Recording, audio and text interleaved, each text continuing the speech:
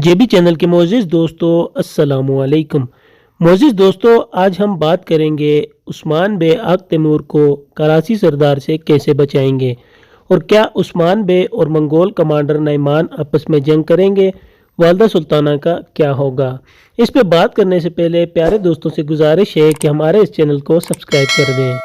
मोअज़्ज़िज़ दोस्तों, सबसे पहले बात करते हैं उस्मान बे के मंसूबे के बारे में, जो मंगोलों को तबाही फैलाने से रोकने के लिए उस्मान ने बनाया।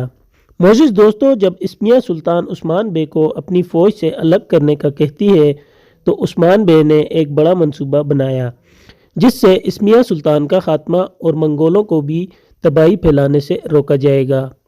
मोअज़्ज़िज़ दोस्तों, उस्मान बे और मंगोल कमांडर नईमान आपस में जंग नहीं करेंगे क्योंकि उस्मान बे अपनी अक्लमंदी और सियासत से काम लेते हुए नईमान को अपनी बातों में फंसाएंगे और साथ ही कुछ अहम सबूत पेश करेंगे जिससे नईमान वालदा सुल्ताना के खिलाफ हो जाएगा और साथ ही उस्मान बे कोशिश करेंगे कि नईमान सुल्तान मसूद को दोबारा सल्तनत का हाकिम बनाए। मोअज़्ज़िज़ दोस्तों, इस तरह मंगोल वालदा सुल्ताना के खिलाफ हो जाएंगे। अब बात करते हैं उस्मान बे आग तैमूर को कराची बे से कैसे बचाएंगे।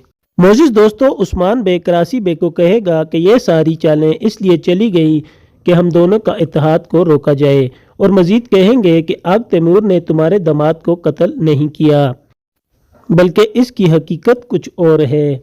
उस्मान बे को पहले ही बहिंदर पर शक होगा, हो सकता है आने वाली एक दो एक साथ में बहिंदर पकड़ा जाए।